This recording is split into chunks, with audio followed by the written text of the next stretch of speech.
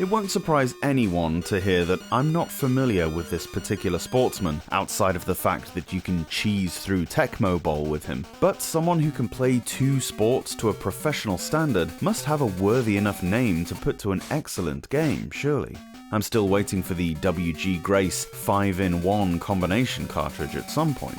Anyway, this guy remains the only athlete in history to be named an all-star in both football and baseball.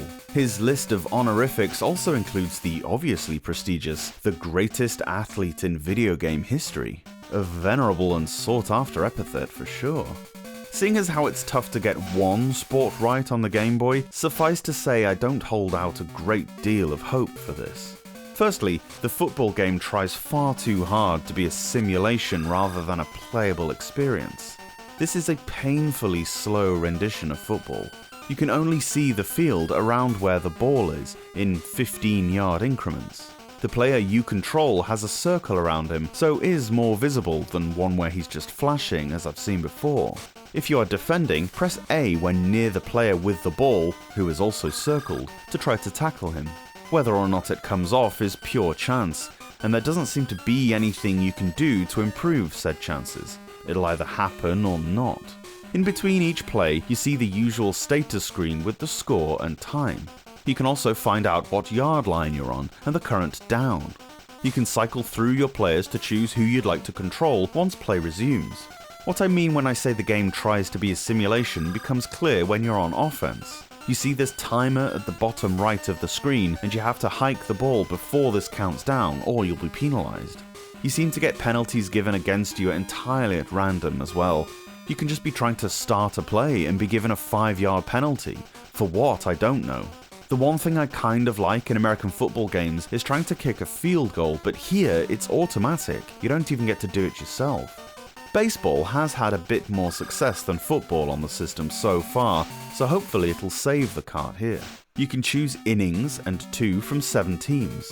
All the teams have the same statistics, that is to say, there's no difference in who you play as. An interesting addition is the idea that the catcher, the guy behind the batsman, gives you, as the pitcher, hand signals to designate what kind of pitch he wants you to do. You choose it yourself, of course, and can check what you've picked by pressing select. After that is basically the usual options. Move from side to side to position your throw, and put curve on the ball by pressing left or right. You can make your fielders dive to attempt a catch, and even throw back to the pitcher by pressing start. I don't think you could do that in the other baseball games thus far. Batting is pretty simplistic, but it works. You just press A to swing, holding it for a harder shot. The 2 sports have looked worse, I'll say that much. Football is a little grainy and close, but otherwise decent, and baseball mostly looks great. The close-up of the catcher is a little freaky looking. He appears naked from the waist down, and we can be thankful of where his hand is placed. Audibly, it's nothing out of the ordinary, but does what it needs to. Some sources label this game as Bo Jackson hit and run, and yeah, I get it. You're hitting things and running about in both sports. Really though, don't put a tagline on a game that's also the name of a felony. For sure it's what Link is famous for, but you'll never see The Legend of Zelda breaking and entering, will you? I can see what they were going for here. Bo Jackson was a pretty big deal around the turn of the decade by all accounts, and was obviously a very marketable guy. As for the 2 sports, well, the baseball game is never going to win any awards, but it's pretty good. The football one is not so accomplished and kind of a drag to play. I feel the work hours were wasted on cramming football in there as well, hours that could have been used to make a really good baseball game. Do the football one afterwards if the first one goes well. Having 2 games that were not as good as they should have been, instead of one that is false economy, unfortunately.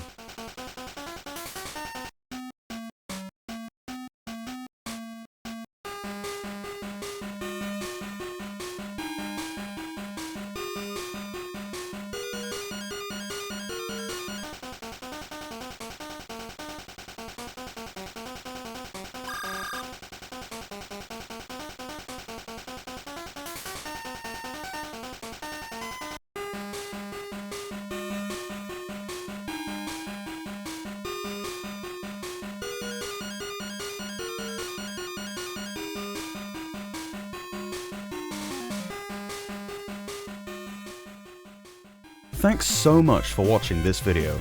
Let me know your thoughts on the game down below, and if you can spare a second, give the review a quick thumbs up, it really helps out.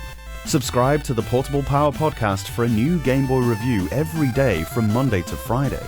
Or alternatively, new episodes of the podcast drop every Saturday and Sunday on whichever platform you get your pods.